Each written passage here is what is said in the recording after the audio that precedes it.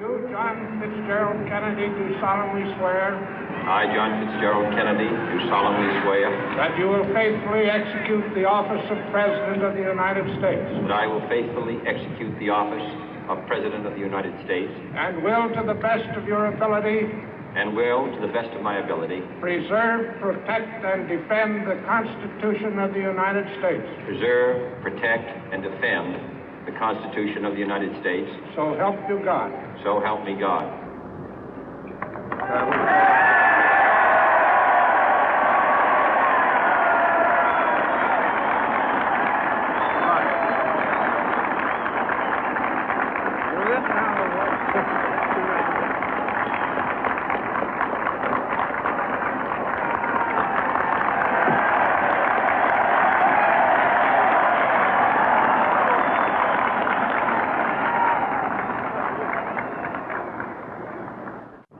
Vice President Johnson, Mr. Speaker, Mr. Chief Justice, President Eisenhower, Vice President Nixon, President Truman, Reverend clergy, fellow citizens.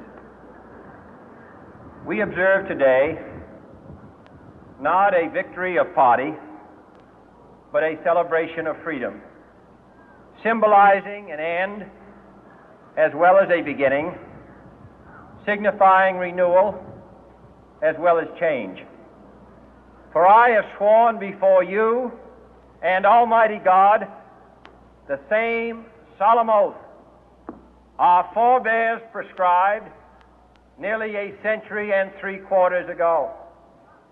The world is very different now, for man holds in his mortal hands the power to abolish all forms of human poverty and all forms of human life. And yet the same revolutionary beliefs for which our forebears fought are still at issue around the globe. The belief that the rights of man come not from the generosity of the state, but from the hand of God. We dare not forget today that we are the heirs of that first revolution.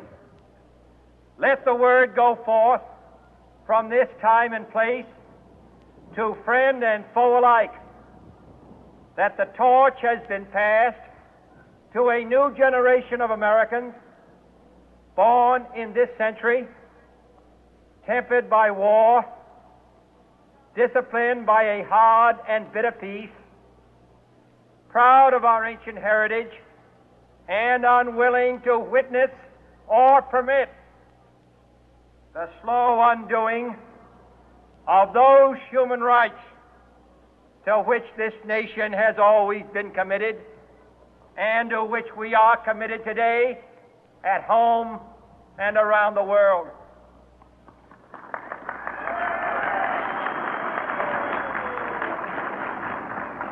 Let every nation know, whether it wishes us well or ill, that we shall pay any price, bear any burden, meet any hardship, support any friend, oppose any foe to assure the survival and the success of liberty.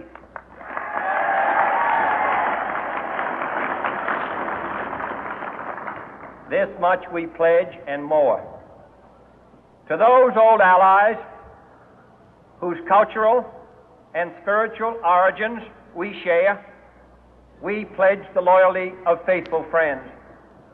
United, there is little we cannot do in a host of cooperative ventures.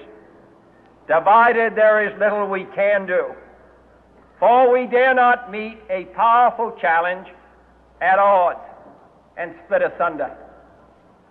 To those new states whom we welcome to the ranks of the free, we pledge our word that one form of colonial control shall not have passed away merely to be replaced by a far more iron tyranny. We shall not always expect to find them supporting our view, but we shall always hope to find them strongly supporting their own freedom, and to remember that in the past, those who foolishly sought power by riding the back of the tiger ended up inside.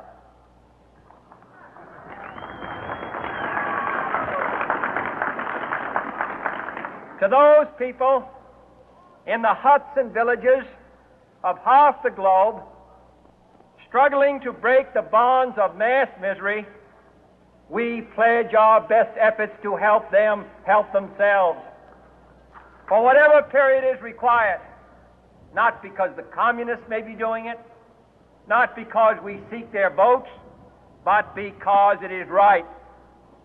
If a free society cannot help the many who are poor, it cannot save the few who are rich.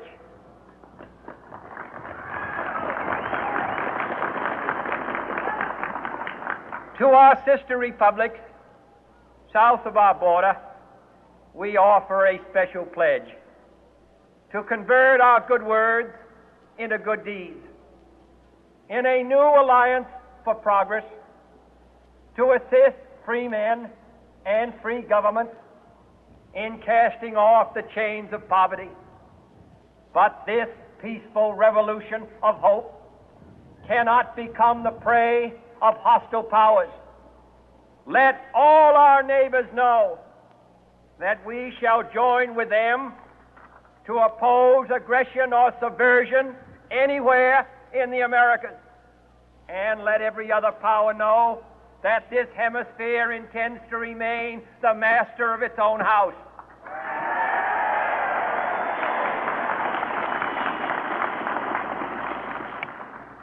To that World Assembly of Sovereign States, the United Nations, our last best hope, in an age where the instruments of war have far outpaced the instruments of peace, we renew our pledge of support to prevent it from becoming merely a forum